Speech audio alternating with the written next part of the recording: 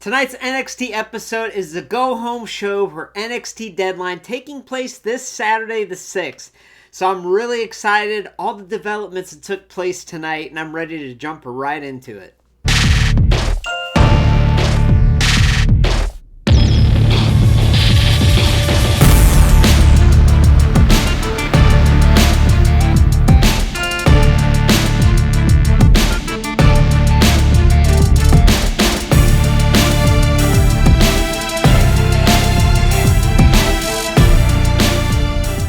Y'all, welcome to LumberJillville. Women's wrestling lives here, and welcome to this week's episode of the NXT Women's Weekly Wrap-Up, where I go over everything that went on with the women's division the night before on NXT. The show kicked off with the Iron Survivor Summit, where all the competitors to the upcoming Iron Survivor match at NXT Deadline got to give their own promos, kind of explaining why they deserve to win the match this coming Saturday. So I love these summits. You know, what I compare them to is, I don't know if they still do it, but back in the day, whenever there was a Money in the Bank ladder match, they'd have all the competitors literally climb on top of ladders holding microphones and each give their own little promos about the match. And I don't know, something about that visual has always stuck with me. All these ladders set up in the ring, all the women at the top of the ladders just talking trash to each other, kind of promoting themselves. I just absolutely love these things, and it's really a good opportunity to see all the women give their best promos right next to each other and kind of see what stands out and what doesn't, you know what I mean? So I love these things. Now, Soul started it out, and she gave a very, we'll say, passionate type promo, really, talking about she's had a rough year, you know, she used to have her best friend by her side, she used to have 2 titles, now she has none, and it was very kind of woe is me type thing. It reminded me of like American Idol, whenever they always have like the dramatic build-up stories. It was kind of, Next, Jordynne Grace came kicking down the doors and was like, hey, I'm gonna mush your face into a ball of jelly. She didn't really say that, but what she did say is she said, you know, I've been there before, and I'm ready to run through a brick wall to do it again. There's no woman in this ring that can stop me. It was very good. Lola then cuts in and says, Cállate tu boca, which I think means like shut your mouth in Spanish, which is very funny. She talks about how, you know, she believes in herself and she feels like she can get there. And then she actually started this trend I noticed in this segment where they started pronouncing women's. And that's such a little detail, but I did it a lot early on my channel where I'd say like the Women's World Championship, the Women's Raw Championship, and it's Women's Raw Championship. Or Lola says Women's Championship, and it kind of tags on as we'll get to. Next up, Kendal Gray starts talking, and what I love about her, there's a lot that I love about her. She is just so natural, so gifted, and I really think the sky's the limit for her career, but I love her confidence, and I was really kind of like taken back by Soul's promo. There was no confidence there. It was just like weepy, like, oh, things have been tough and blah, blah, blah, blah, blah. And I didn't expect that. Whereas Kendal Gray's like, hey, I'm up and coming. I'm the only champion in the ring right now. She's the Evolve Women's champion, I mean. But yeah, she just really gives off that confidence that I think is really needed for success in that NXT women's division, and I love Kendal so much. I think she is such a future star. And then next up we had Kalani. Now, a lot of Kalani's segment more toward the end was completely silenced out. And this is a trend that we see throughout the show where the crowd is chanting something that's not CW friendly, and they just completely silence out the audio. I thought there was something wrong with my audio, but they were obviously chanting something. But yeah, Kalani comes in, heel talk, she's getting booed. You can't really hear a whole lot of what she's saying. And she once again, a couple times, says, Women's Championship. You know, like, I'm going for the Women's Championship. She tells Kendal, you're a great Evolve Women's Champion. It's like, it's women's. Oh, it bothered me so much. It really did. It shouldn't have, but it did. And then next thing you know, Fatal Influence comes in, and JC absolutely kills it. She does pronounce it women's, which I was really glad to see, but she comes out, cuts a promo on all the women in the ring, and she does say, hey, I got this NXT Women's Championship around my 2-inch waist, which I started thinking a 2-inch waist, that sounds very unhealthy, but she runs down every competitor in the ring in heel fashion, and JC has just gotten so good. She is so good at being that mean girl persona, being a heel. She is just super awesome. And of course, the segment ends with just an all-out brawl. Then we have an excellent backstage segment where Thea Hale and Joe Hendry are talking, and Thea's like, wow, I can't believe John Cena chose you to be in the men's Iron Survivor match. Wow, John is really the greatest. He's the best. As the kids call it, glazing. Then Arianna Grace walks in with Channing Stacks, and they're giggling and laughing. Thea Hale asks her, is something funny? Arianna turns her head, looks at her, and goes, oh, no. And then turns and goes, and snorts and starts laughing. Those two get heated, and Thea's all like, I'm gonna kick your butt. Except she doesn't say butt. And then that leads on right into a match. So yeah, we go from that promo literally right into the match. Now, to give WWE and NXT credit, they did say in the bottom of the corner, this was recorded earlier. So it's like, okay, usually we don't see a promo and then a match back to back from that promo, but we did tonight, but it did say filmed earlier, so it makes sense. So Thea comes out with Joe Hendry, and then you'll never guess this, commercials. Then right after commercials, we have Ava backstage saying, hey, security, we need to make sure you keep Kalani and Jordan separated, which is very confusing because that's Kalani's last name, but she was referring to Jordan Grace. And then she walks up to Fatal Influence, and they're ready to get out of there to go home, and she's like, no. You three are going to be in a 6-woman tag team match tonight with Soul, Lola, and Kendal.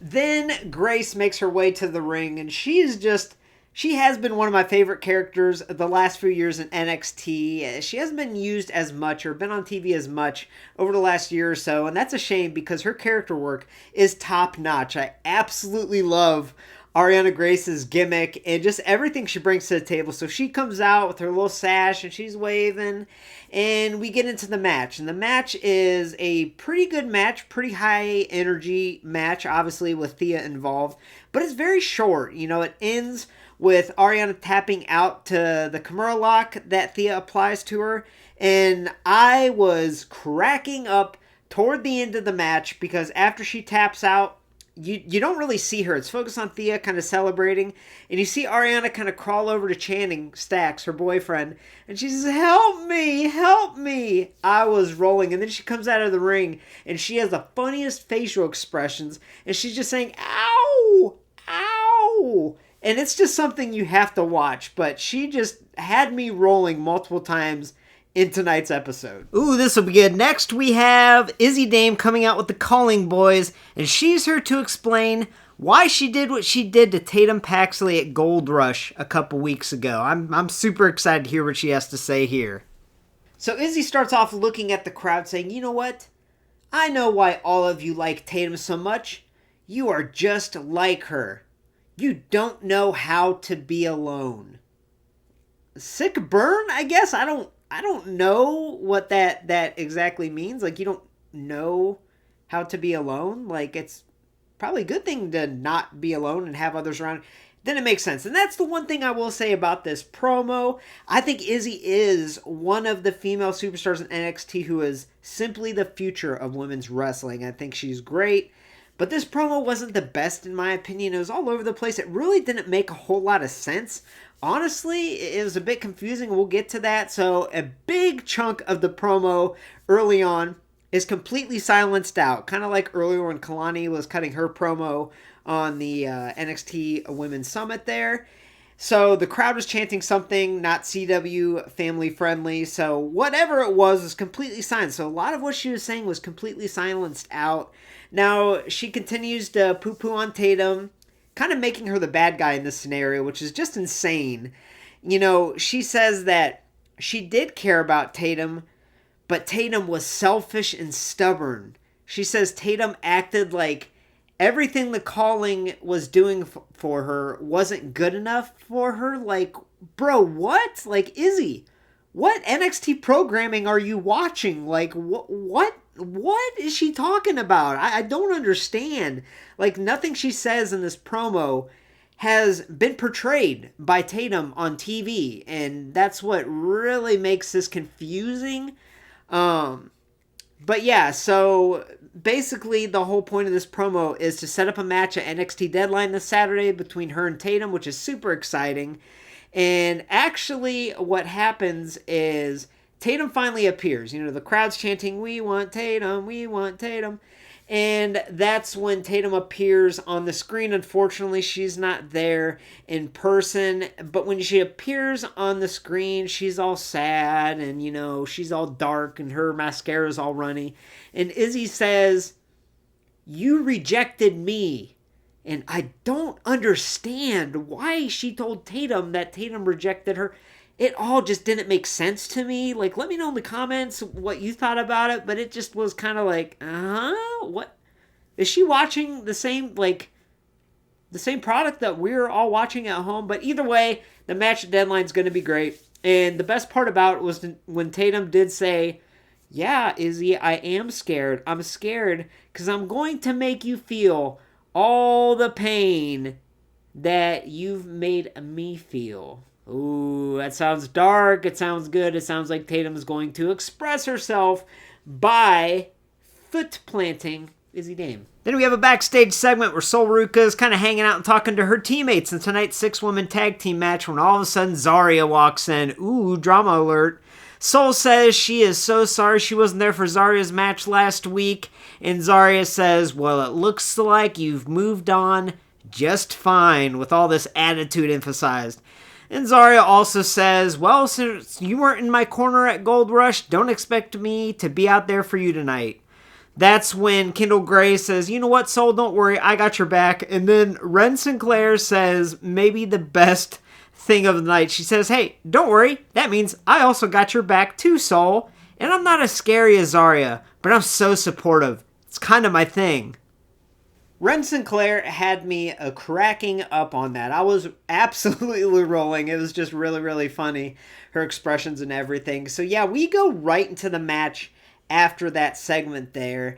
And Fatal Influence happens to already be in the ring. Now, we did have a commercial break, of course. But Fatal Influence is already in the ring. And then each of the 3 members of the Iron Survivor tag match that are coming out tonight each have their own, like, almost full-length entrances, which pretty much tells you that Fatal Influence will not be winning tonight. Now, it is a fast-paced match. A lot of the women get their turn to get their offense in.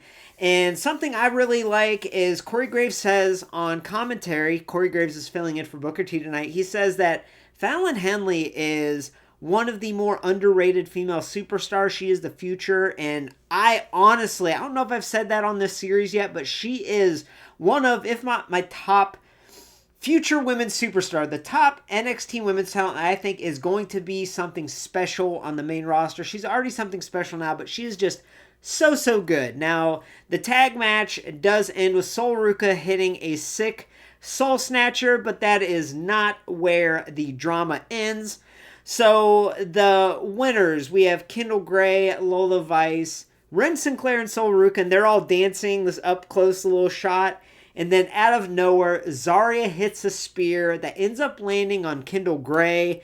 The announcers, the commentators talk about, you know, was that meant for Soul? Was it gonna be, you know, was she trying to spear Soul? And that was a big drama thing, and I was waiting for it to build up. And then Lola gets between Soul and Zarya, and they're all like, you know, "Why'd you do that? Blah, blah, blah, blah, blah, blah." And then it cuts to the next segment, like completely fizzles out, doesn't really cover that. Now, let's take a minute and talk about this whole Soul and Zarya drama. It's been driving me nuts for months, probably like a year. Like, they have teased their breakup for so long, and there's been so many little things that have happened along the way. And I was convinced that their breakup, the Ruca and Zarya breakup, was going to be Zarya turning heel on Soul. Makes the most sense. Look at Zarya.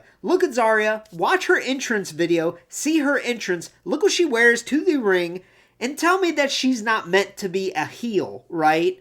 So I don't understand why they didn't go that route. Now, maybe that's what they're teasing now, like she meant to spear Soul, but I thought it was going to be more of like a Ruca championship match. Zarya turns on her, classic heel fashion, and then Soul loses, rather than, you know, Zarya losing her title for her, and then, "I'm sorry, Soul." It's just the whole thing. I feel like It's poorly written, and that's too bad because Ruca is one of the top talents in NXT, and I feel like this story with Zarya for the longest time, it's really been played out, and the way that they're approaching their breakup is just kind of silly. It seems like it's more fitted for like a One Tree Hill like teen drama than professional wrestling, really. It's bizarre. So we'll see where it goes, but I'm just going to, leave it at that and hope for the best. But it's just been a real weird story all along. It really has been.